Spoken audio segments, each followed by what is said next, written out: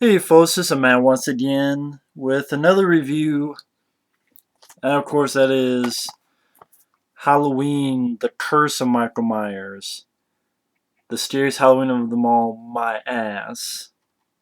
Academy of Sci-Fi, Fantasy, and Horror. That's bullshit.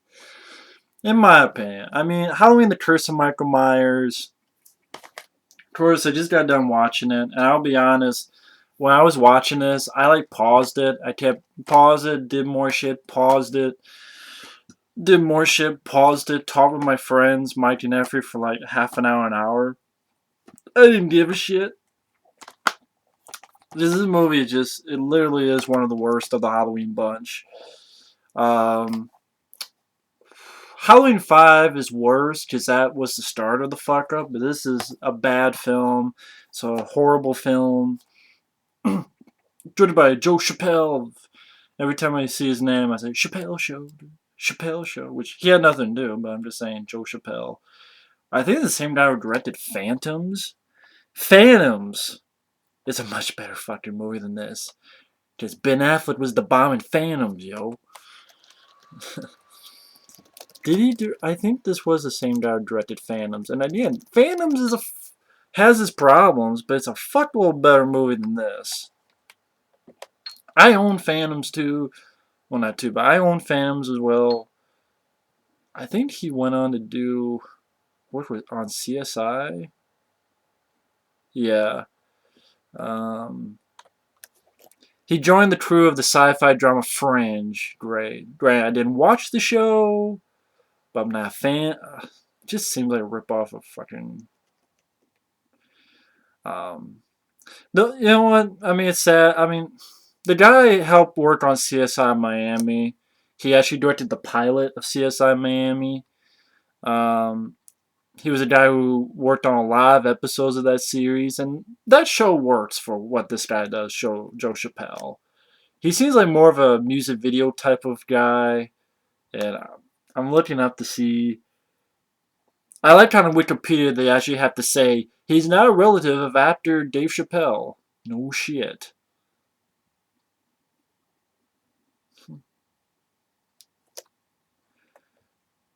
Why are they saying he directed that? The reason I'm looking on it, they're saying, oh, this guy helped direct Hellraiser 4 because Kevin Yeager, that film, he disowned that version of that film. He walked away, and Joe Chappelle was brought in to finish the film. Because Kevin Yeager said, fuck this, walked away, didn't finish the final stuff, and Joe Chappelle went on to fucking direct it. Those final scenes. Which is why. Does it actually say? Why actually Joe Chappelle is one of the credited directors on Hellraiser Bloodline. So that's why I got confused. Well, I guess he's uncredited, but I guess he helped Dimension Films Buck Boy, I guess. I guess maybe that was his three-picture deal. He finished a little bit on Hellraiser Bloodline, directed this, and directed Phantoms, and all three of them flopped. So that's why Joe Chappelle went back to TV, and he did better on TV. But, I mean, he didn't do a good job with this film, Joe Chappelle. I know the guy who wrote this, he's a big fan of the Halloween films. He's a big fan of it. I understand that. This guy, what the hell was his name? Daniel Farrands. Again, I know he's a big fan of Halloween films, but I think it was a bad script. It was a bad idea, and the first thing is you have to take place after part 5. So maybe because he wasn't given much of a good starting point. The reason I'm cleaning my glass is it's more entertaining than watching and reviewing this film. If you're a fan of this film, that's cool, but I'm being particularly harsh because this is a useless sequel. It takes place 6 years after Part 5. Apparently, at the end of Part 5, the Jamie Lloyd character, played by Daniel Harris, her and Michael Myers were both taken, and Basically deals with this cult, kind of druid type of cult, who are kind of using and kind of controlling Michael Myers. And Jamie Lloyd, her character, is now played by a different actress. Because I think JC Brandy was the girl's name. They were going to get Daniel Harris, but she didn't like the script, which I don't blame her for. She also didn't like the fact that her character got killed, you know, very easily, like in the first 15, 20 minutes. And then she was like, well, if I don't do this, I want you to pay more. And they would not do that. She was going to pay as much as she did in Halloween 4. So basically she said, fuck this, I'm not doing it. And I don't blame her for not doing it, because I think it's a very bad script. Whichever version you see. That's my opinion, though. But I know you have Donald Pleasence back. His final performance is as Dr. Loomis in this film, which is sad because I know the producer's cut has more of Donald Pleasence in it. That's one thing I do appreciate about the producer's cut. Does have more of Donald Pleasence, but at the same time, he's still not given a lot to do. Uh, You have a little bit. I mean, like I said, Jamie Lloyd's character has a baby. With some help, she escapes with the baby. Tries to call for help. Tries to call this like radio show to get Loomis. One person listening is Paul Rudd. Yes, the guy from Clueless, Paul Rudd, who I think the guy's 40-year-old virgin, knocked up, role models. Um, Wasn't he in that movie Horrible Bosses that came out recently? Uh, nah, maybe I'm thinking. No, I'm thinking of a different actor. Never mind. He wasn't in that movie, I guess. He was in Our Idiot Brother, Dinner for Schmucks, I Love You Man, Role Models.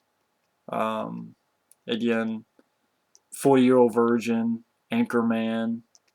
That's probably what he's most well known for. Apparently, this was his first film. His very first film, even before Clueless. This was his first film. Wow. And he was bad in this film, Paul Rudd. I mean, in the comedies, he's okay, but in this film, he's pretty bad. He actually plays Tommy Doyle, the little kid who Laurie Strode babysat for in the very first film. But now he's like this weird guy who lives across, the Michael Myers home, which is now being lived in by um, relatives of the family that adopted Laurie Strode. So, they're named the Strodes. So the family that adopted him, uh, Jamie Lee Curtis's character, their relatives live in that house now. And you have this woman, Marion Hagen, and she has this little kid, this weird little kid who keeps hearing voices for some fucking reason. And on top of that, you have Paul Rudd finding the baby there, which is very funny because he walks into a fucking bus station that's now open, and he goes to where the phones are, and there's literally a big pile of blood that's on the ground, leads to the fucking bathroom, blood in the bathroom, a baby in the bathroom, and the bus station is open, and no one, or where the fuck, no one noticed. No one noticed this pile of blood leading to the bathroom. No one went to that bathroom and noticed the blood there and a baby. Really? And by this time, the character, Jamie Lloyd, she had hid the baby. She went, and Michael Myers, pushed her into this, sort of corn thresher machine. And then, pushed her more, and so she got impaled. Granted, you have a couple good makeup effects by John Carl Buechler. Before that, you have Michael Myers twist this guy's head. You see, a little bit of snapping off, a little bit of bone. When Jamie Lloyd character did push in the corn thresher, good practical effects.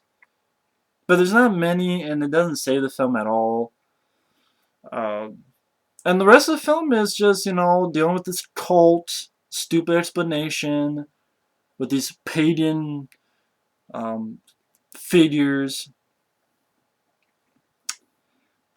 And not much else happens. You have these characters you don't give a shit about who get killed, like this radio guy is at this party because now celebrating Halloween once again. The last time was 6 years ago when Halloween 5, and like the asshole disc jockey radio guy gets killed. As some fucking reason, he gets put strung up in the fucking tree with like light bulbs and shit around him, and no one fucking noticed it. It's a tree in the middle of the big fucking party that's outside, and no one noticed a big, tall, big motherfucker wearing a Michael Myers mask stringing this guy up who's fucked up, dead, and light bulbs and shit in a fucking tree. Pretty fucking stupid. And like some of the Strode family get killed, like the mom, who this I didn't mind this actress. I think her name was Kim Darby, who played the mom. She seemed like a sweet lady. Um, so I didn't mind her. She gets killed. You have this extremely asshole character. I think it's Bradford English played John Strode. Extremely asshole. Like a lead girl. He's like, oh, you and your bastard son, we were fine before you came back home. And like, smacks her in the face, gives her a bloody nose, complete asshole. Only good thing is he dies in a good way, because Michael Myers like electrocutes him, but enough jolts go through his head explodes. It's probably the best part of the movie, to be honest. And not much happens. The other Strode family get killed. I always remember that still, where a guy gets cut in the bathroom in front of the mirror. Michael Myers cuts his throat and kills another person. And so now it's Tommy Doyle, played by Paul Rudd, the girl, her boy, and the baby and Loomis. And there's the cult, the Men in Black. Not Tommy Lee Jones and Will Smith, but, fucking Satanists, whatever you want to call them. And at least to the ending where now it's like some part of it doing with genetic research, and that's why Jamie Lloyd's baby was born, because they don't use that for genetic research. And at the same time, the other little kid, the Strode kid, he's hearing voices, so maybe whatever the fuck's going on with him. And you have this old woman saying, well, when I babysat Michael Myers on the day he killed, he was hearing voices too. So like they think that this kid's gonna be the new Michael Myers, and yeah, half-ass ending where it just leads to Michael Myers and a psychedelic kaleidoscope of lights kills a bunch of doctors. They run away. He chases after them. They inject him with a lot of tranquilizers and beat the shit out of him, which remind me of Part 5 because that's how they did it. Tranquilizers and beating the shit out of him. Although it was done a little bit better in here, I will admit, than Part 5.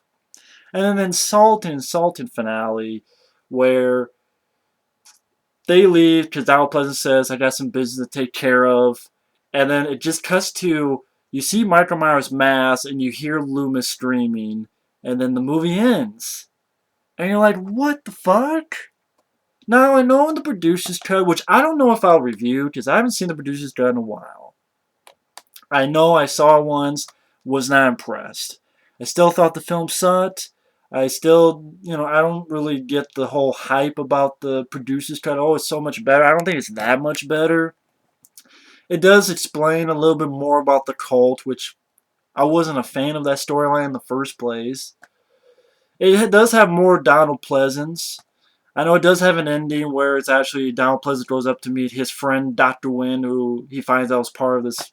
He's the Man in Black. I guess he was the Man in Black in Part 5. Confronts him, and then Donald Pleasence gets this mark.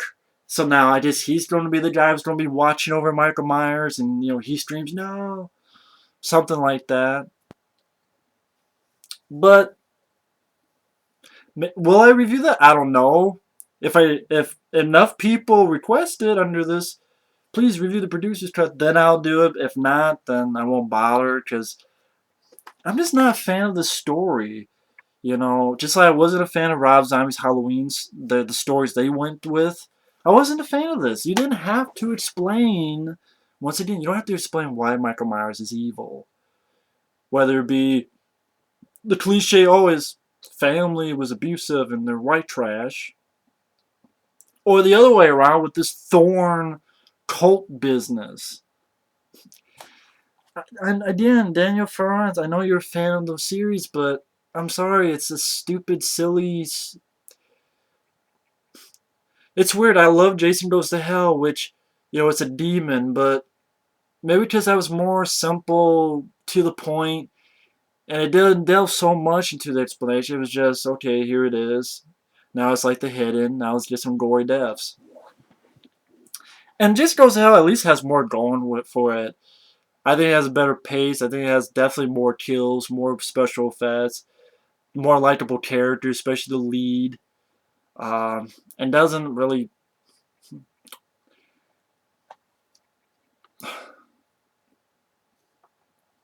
I don't know. This film just sort of sucked the life out of me.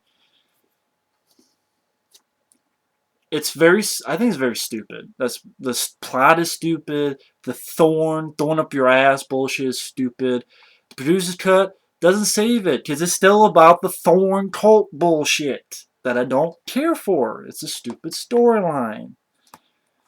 The Man in Black, who gives a shit? You got Michael Myers, you don't need a Man in fucking black. The acting and characters, you didn't give a shit. You know, the fact that Jamie Lloyd's character got thrown away and, you know, just boom, killed. This little girl that we went with in part 4 and the shitty ass 5.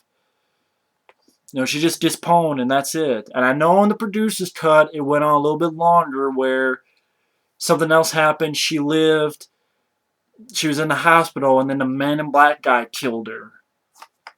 So what? Same difference. It's still stupid. And Dr. Loomis, again, I know he has more scenes in the producer's cut, but still, the whole is like still given nothing much to do once again. Like, couldn't they give it like, you know, he actually does kill Michael Myers once and for all? Try to end the series instead of thinking you're going to do another fucking franchise. That's the problem with some of these films. At least some of the Friday the 13th films actually try to end it. Like Part 7, you could say, did that. Part 8 did that. As bad as the movie is. Jason Goes to Hell, he went to hell. That's the thing, at least Jason Goes to Hell, he went to hell. It wasn't set up for a sequel. At least you want to call set up for Freddy vs. Jason. But I don't count that. Here, though, I mean, no matter what version you see is set up for a sequel, only the other one is, oh, you know, Donald Pleasence, either it's fucking pathetic, like this theatrical cut. We're supposed to believe that Michael Myers killed him? But in H2O, you find out that's not the case, because A, these don't exist, and B, he only died a few years ago, and, you know, the nurse girl was watching him and stuff like that. This is a pathetic ending that they finally went with in the theatrical cut. Even the producer's cut is still, like, great, so Loomis is basically screwed. He has to mark and he has to watch over. Great, this character I enjoy. And Donald Pleasence did good for what he had to do. Paul Rudd was a shitty actor in this film. And the film is pretty boring. It's pretty forgettable. That's why I had to stop talking with my friends because I had to watch the rest of it because I knew I had to do a review right after because I know I would forget the fucking movie. And you have stupid logistics like how can no one notice in a fucking public bus station that there's a big trail of blood leading to the bathroom and there's a baby in the fucking bathroom? How can no one fucking notice that he killed a radio guy, put him in a fucking tree with lights and shit going around him?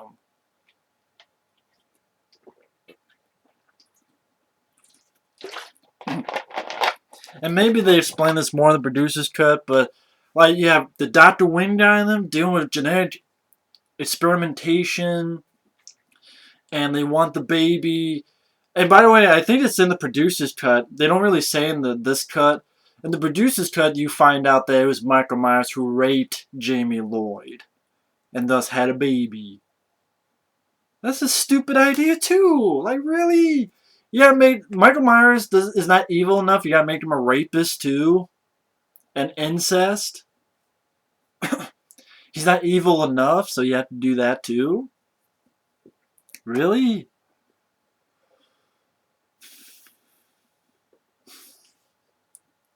I know they delve into that more in the producer's cut, but it's just like that's a stupid idea too, in my opinion. It just that's why in H2O they said they just disregard because you went to this shit.